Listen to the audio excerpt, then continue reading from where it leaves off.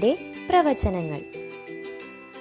രസത്തിനും പരീക്ഷണത്തിനും അറിയാനും സത്യനാരായണനെ പലരും രഹസ്യമായും പരസ്യമായും സമീപിച്ചു. എല്ലാവർക്കും അർഹിക്കുന്ന വിധം ഉത്തരവും ലഭിച്ചു.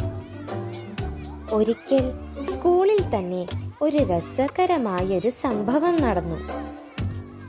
ഒരധ്യാപകന്റെ വളരെ വിലയേറിയ ഫൗണ്ടൻ പേന നഷ്ടപ്പെട്ടു. അധ്യാപകന് പകുതി ജീവൻ നഷ്ടപ്പെട്ടതുപോലെയായി. അദ്ദേഹം സത്യനാരായണനെ സമീപിച്ചു. സത്യനിൽ എന്തൊക്കെയോ ദിവ്യത്വമുണ്ടെന്ന് അദ്ദേഹവും കേട്ടിരുന്നു. വളരെയേറെ നിർബന്ധിച്ച് ചോദിച്ചപ്പോൾ സത്യൻ പറഞ്ഞു, അങ്ങയുടെ ജോലിക്കാരൻ തന്നെയാണ് പേനയെടുത്തത്. സത്യനാരായണന്റെ പ്രസ്താവന തെല്ലുപോലും വിശ്വസിക്കാൻ കഴിഞ്ഞില്ല. കാരണം അത്ര വിശ്വസ്തനും സത്യസന്ധനുമാണ് ജോലിക്കാരൻ. അധ്യാപകന്റെ മനോഭാവം മനസ്സിലാക്കി സത്യൻ തുടർന്നു, പേന അയാൾ അനന്തപൂരിൽ പഠിക്കുന്ന മകന് അയച്ചു കൊടുത്തിട്ടുണ്ട്. ജോലിക്കാരന് എഴുത്തും വായനയും അറിയില്ല. മകന് കത്തെഴുതുന്നത് പരസഹായത്തോടെയാണ്. അങ്ങൊരു കത്തെഴുതി അയക്കൂ. കത്തിൽ പേനയുടെ കാര്യം സൂചിപ്പിക്കണം. മകന്റെ മറുപടി കേൾക്കുമ്പോൾ സത്യം വെളിവാകും.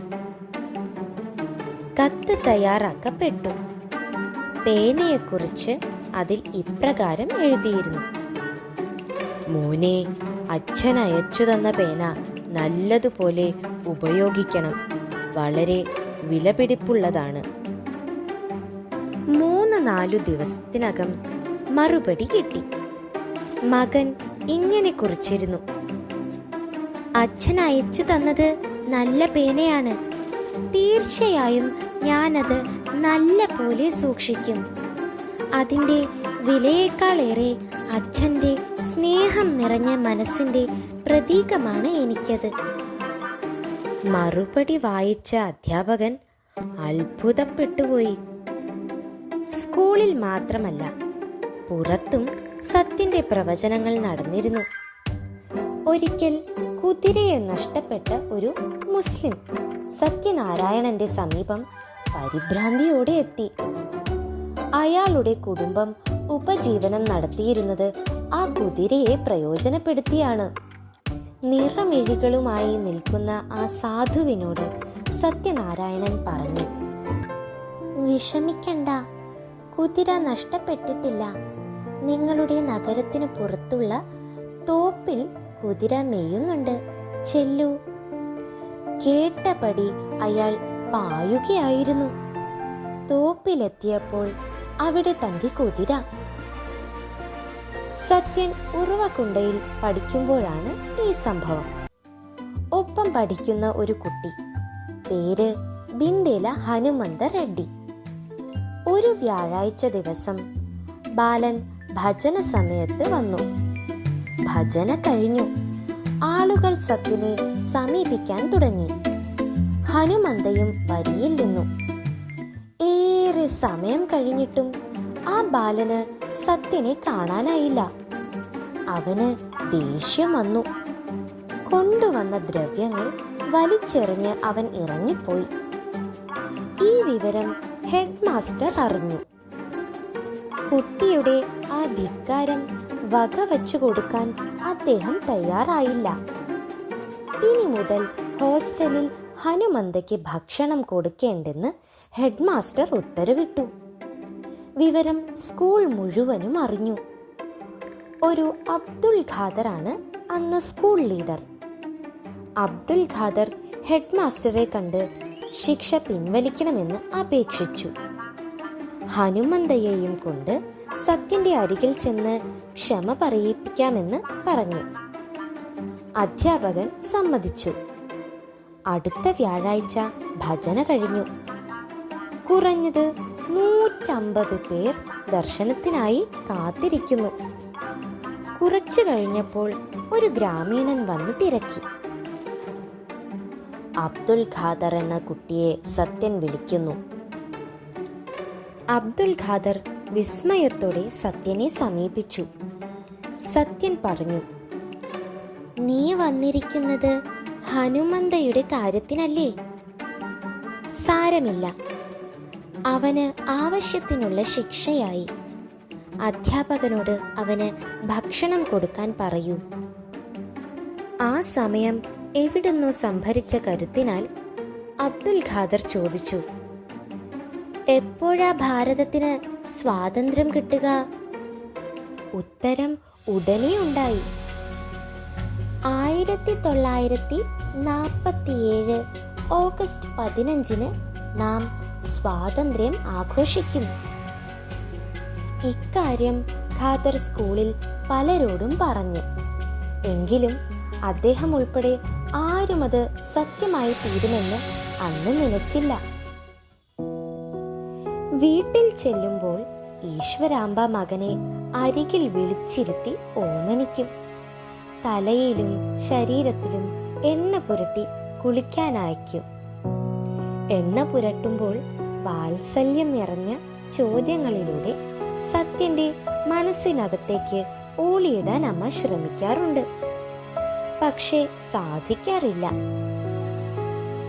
തന്റെ പുത്രൻ പിടിക്കാവുന്നതിലും എത്രയോ ഉയരത്തിലാണെന്ന് ഭീതിയോടെ അമ്മ ഓർക്കും. ഒരിക്കൽ ഈശ്വരാമ്പ സത്യന്റെ പുറത്ത് എണ്ണ പുരട്ടി തിരുമുകയായിരുന്നു. തോളിൽ മുഴ പോലെ എന്തോ ഒന്ന് അമ്മയുടെ ദൃഷ്ടിയിൽപ്പെട്ടു. അമ്മ അവിടെ എണ്ണ പുരട്ടി. നന്നായി തടിച്ചിരിക്കുന്നു. രക്തം കട്ട പിടിച്ചതാണോ അതോ ചതഞ്ഞതോ? അമ്മ തടിച്ചു കിടക്കുന്ന ഭാഗത്ത് ഞെക്കി നോക്കി. സത്യൻ അശ്രദ്ധനായിരുന്നു. അമ്മ കുറച്ചുകൂടി ശക്തിയായി ഞെക്കി. സത്യ, നിനക്ക് വേദനിക്കുന്നുവോ? ഈശ്വരമ്പ തിരക്കി. ഇല്ല. ഇതെന്താണിങ്ങനെ കല്ലിച്ചിരിക്കുന്നത്? എന്തു പറ്റിയതാ? അമ്മ പരിഭ്രമത്തോടെ ചോദിച്ചു. സത്യൻ മൗനമായിരുന്നു. ഈശ്വരാമ്പ വിടാനുള്ള ഭാവമില്ലായിരുന്നു. അമ്മ അധികാരസ്വരത്തിൽ വീണ്ടും ചോദിച്ചു.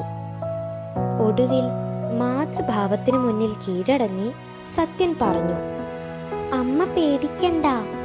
ഞാൻ വെള്ളം ചുമന്ന് കൊണ്ടുവരുന്നത് മൂലം ഉണ്ടായ തഴമ്പാണത്. ഹേ, വെള്ളം ചുമന്നോ? ഈശ്വരാമ്പ വിഷമത്തോടെ ചോദിച്ചു. ഒടുവിൽ സത്യൻ വിശദീകരണം കൊടുക്കേണ്ടി വന്നു. ജ്യേഷ്ഠൻ താമസിക്കുന്ന സ്ഥലത്ത് ജലമില്ല. ആ പ്രദേശത്ത് ഉള്ള ഒരേയൊരു കിണർ കിലോമീറ്ററുകൾ ദൂരെയും. വെള്ളം കൊണ്ടുവരാനായി തോളിൽ നീളത്തിൽ ഒരു വടി വയ്ക്കും. അതിന്റെ ഇരുവശത്തും വെള്ളം കൊണ്ടുവരാനുള്ള പാത്രം കെട്ടി തൂക്കിയിടും. അങ്ങനെയാണ് വെള്ളം കൊണ്ടുവരിക. കുറഞ്ഞത് 6 കിലോമീറ്റർ നടക്കണം. സത്യൻ വെള്ളത്തിനായി പോകുമ്പോൾ അയൽവാസികളും സത്യനോട് ആവശ്യപ്പെടും, ഞങ്ങൾക്കും കുറച്ചു വെള്ളം തരണേ. സത്യനാരായണന്റെ കാരുണ്യം സേവന രൂപത്തിൽ പ്രത്യക്ഷപ്പെട്ടപ്പോൾ കാലം സമ്മാനിച്ചതാണ് ആ തഴമ്പ്. കഥയറിഞ്ഞപ്പോൾ അമ്മ തേങ്ങിപ്പോയി. ഹോ, എന്റെ മോൻ ഇത്ര കഷ്ടപ്പെടുന്നുവോ? മക്കളെ, സ്നേഹപൂർവം വേദനയോടെ ഈശ്വരാമ്പ വിളിച്ചു. ചോദ്യഭാവത്തിൽ സത്യൻ അമ്മയെ നോക്കി. ഇത്രയൊന്നും വേണ്ട. സഹായിക്കുന്നതിനൊക്കെ പരിധിയുണ്ട്. നിന്റെ നല്ല മനസ്സ് ചൂഷണം ചെയ്യുകയാണ് എല്ലാവരും. അമ്മയുടെ കണ്ണുകൾ നിറഞ്ഞു. മൃദുലമായിട്ടാണെങ്കിലും ദൃഢസ്വരത്തിൽ സത്യൻ പറഞ്ഞു, അമ്മേ, അതെന്റെ ചുമതലയായി എനിക്ക് തോന്നുന്നു. അപ്പോഴെങ്ങനെ അത് ചൂഷണമാകും? മാത്രമല്ല, ഞാനല്ലാതെ ആരാണവർക്ക് കുടിനീർ കൊടുക്കുക? ഞാൻ വന്നത് കൊടുക്കാൻ വേണ്ടിയാണ്. തന്റെ സർവേശ്വരത്വം വെളിവാക്കി സത്യൻ ചോദിച്ചു. ഈശ്വരാമ്പയ്ക്ക് ഉത്തരമുണ്ടായില്ല.